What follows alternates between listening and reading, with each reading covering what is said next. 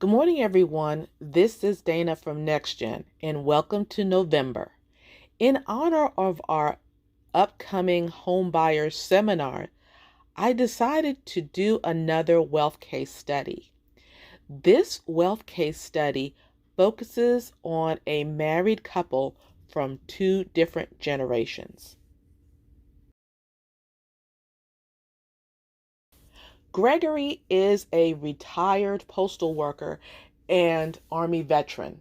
He will be 59 next month, so that makes him a baby boomer. His wife, Generation X Natasha, works on a military base as a contractor. She is also an Army veteran. They've been married for over 23 years. Gregory has three self-sufficient daughters from a previous marriage. They both have a son in college, and he has a full scholarship, and the other son is a junior in high school. They own the home that Gregory purchased with his VA loan in 1995. They both have retirement plans, but they want to explore their options on their mortgage-free home. In other words, they want to tap into their home's equity. First, we will define home equity.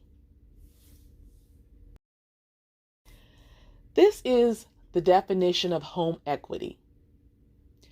Gregory purchased his home in 1995 and took out a 30-year mortgage for $250,000.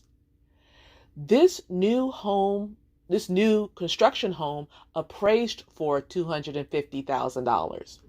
Because he took out a 100% VA loan, the fee was added to the mortgage, making him instantly underwater, or what we would call negative equity.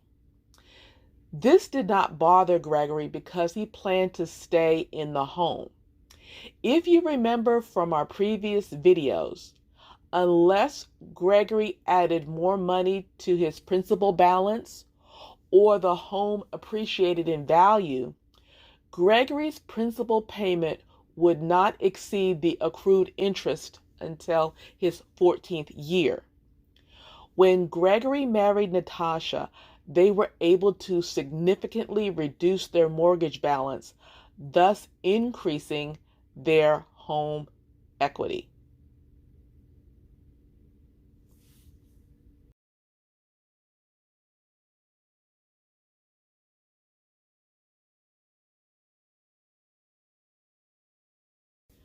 Except for the reverse mortgage, these are some of the ways Gregory and Natasha accessed their home's equity.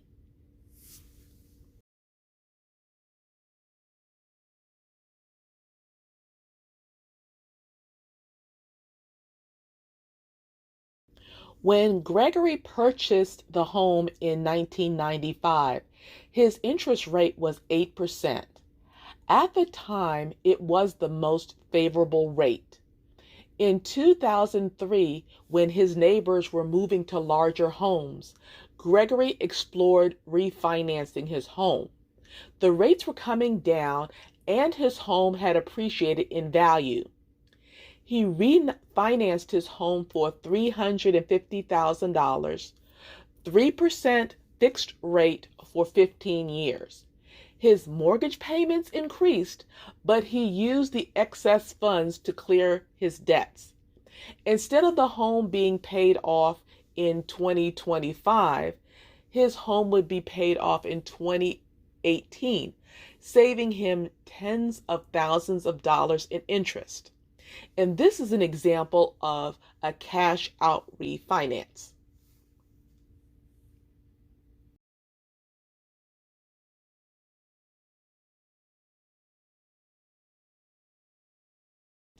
Gregory and Natasha's home continued to appreciate, and their credit union was offering an even lower interest rate for home equity loans in 2007.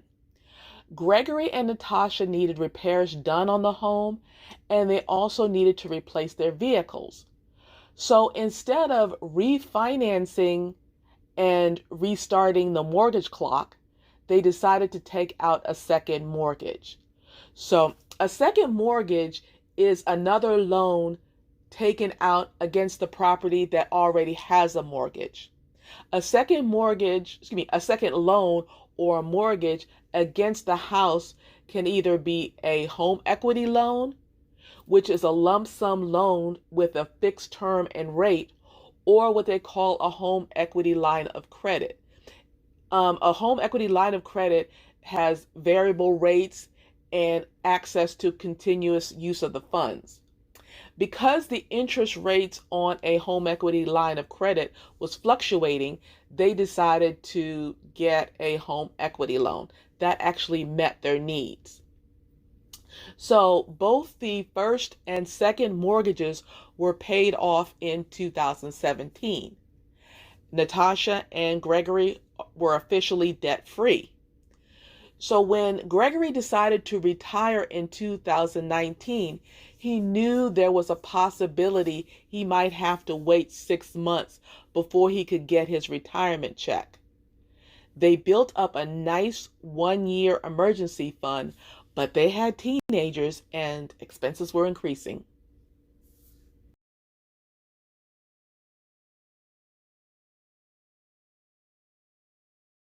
Before Gregory retired, he applied for and received a home equity line of credit. This would be used to back up their emergency funds. Home equity lines of credit came with a 20-year loan period and a 20-year repayment period.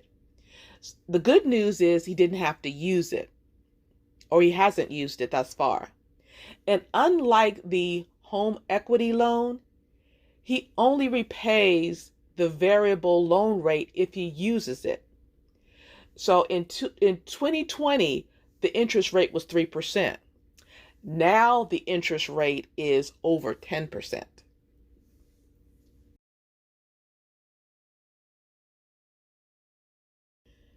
When Gregory retired, his co-workers were discussing reverse mortgages. This got his attention because this loan did not require repayment if you stayed in the home.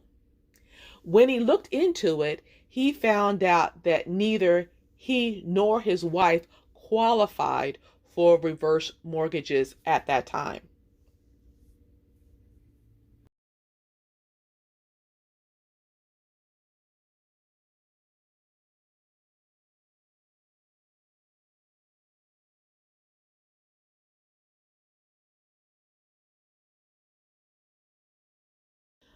Unlike vehicle purchases in refinancing, the options that we just went over come with fees to include appraisal fees. More on that later. Additional information on reverse mortgages is in the description below. Make sure you like, share, and subscribe to this channel, and we will see you on Saturday.